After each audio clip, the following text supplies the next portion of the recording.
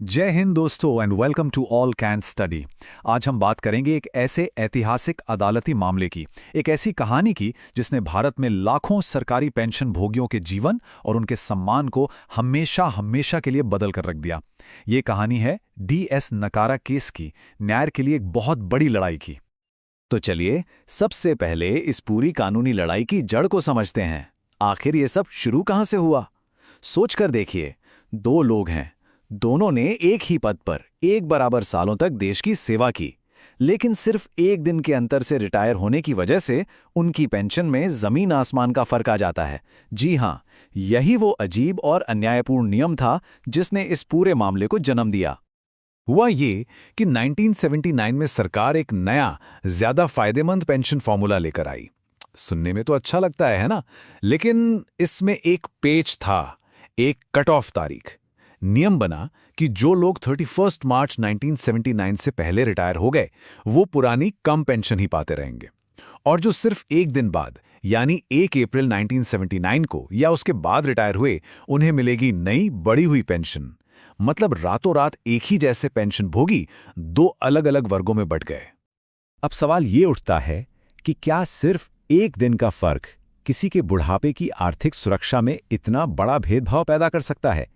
क्या ये सही था? क्या ये न्याय संगत था?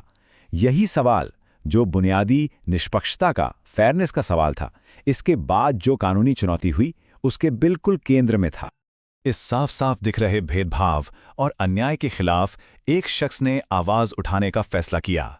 उनका नाम था DS नकारा, केंद्र सरकार के कर्मचारी, जिन्होंने इस नियम को सीधे सीधे चुनौती देने का एक साहसी कदम उठाया। तो बस लड़ाई शुरू हो गई। और ये कोई छोटी मोटी लड़ाई नहीं थी। ये मामला देश की सबसे बड़ी अदालत यानी भारत के सुप्रीम कोर्ट तक जा पहुंचा। मामला इतना गंभीर और महत्वपूर्ण था कि इसकी सुनवाई के लिए 5 सबसे सीनियर जजों की एक खास संवैधानिक पीठ यानी कॉन्स्टिट्यूशनल बेंच बनाई गई, जो सिर्फ संविधान से जुड़े सबसे पेचीदा मामलों को ही सुनती है। अब मामला अदालत में था, और जजों के सामने सिर्फ एक इंसान की पेंशन का सवाल नहीं था, बल्कि उन्हें 2 ऐसे बुनियादी कानूनी सवालों का जवाब देना था जो भारत में सामाजिक सुरक्षा और समानता के सिद्धांतों का भविष्य हमेशा के लिए तय करने वाले थे। पहला और सबसे बड़ा सवाल था, क्या सिर्फ एक रिटायरमेंट की तारीख के आधार पर एक ही जैसे पेंशन भोगियों को 2 अलग अलग वर्गों में बांटना संवैधानिक है?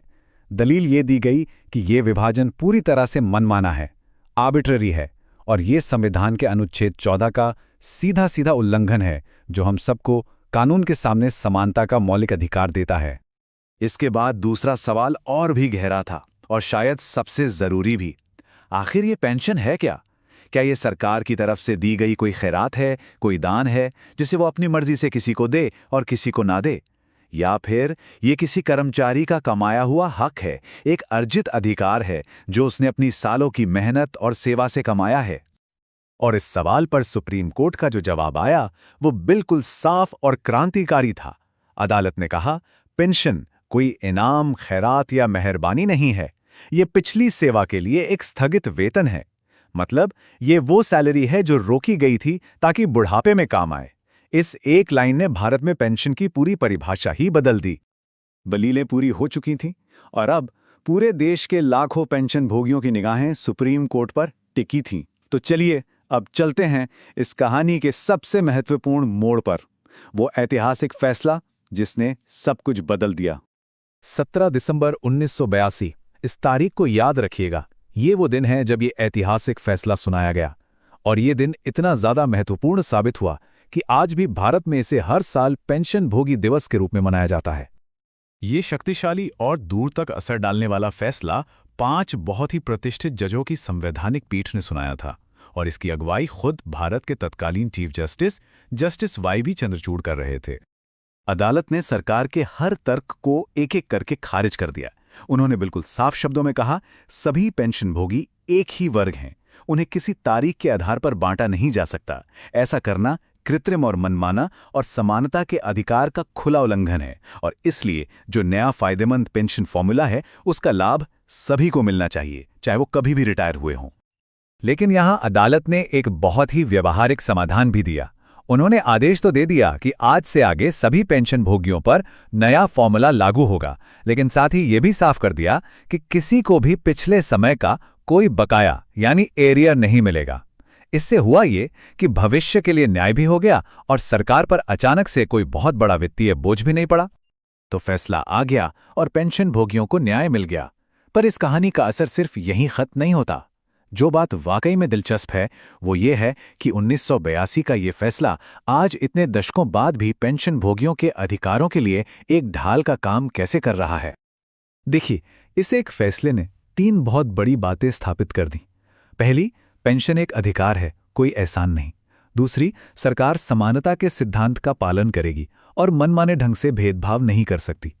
और तीसरी, ये फैसला एक ऐसी ऐतिहासिक मिसाल बन गया जिसका उदाहरण आज भी पेंशन से जुड़े मामलों में दिया जाता है।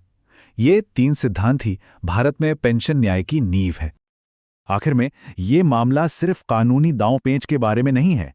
ये इस बात को पक्का करता है कि जिन लोगों ने अपना पूरा जीवन देश की सेवा में लगा दिया, उन्हें बुढ़ापे में किसी ब्यूरोक्रेटिक टेक्निकलिटी, किसी छोटी-मोटी तकनीकी भूल की वजह से पीछे ना छोड़ दिया जाए। ये फैसला उनके सम्मान की रक्षा करने वाली एक स्थायी ढाल है। अदालत का ये अंतिम और शक्तिशाली बयान, पेंशन एक अधिकार है, खैरात नहीं, इस पूरे फैसले की आत्मा को बस एक लाइन में बता देता है। ये सम्मान और न्याय की एक ऐसी विरासत है जो आज भी हम सबके साथ है। ऐसी जानकारी के लिए सब्सक्राइब कीजिए ऑल कैन स्टडी को। Thank you. चलिए नेक्स्ट वीडियो पर मिलते हैं।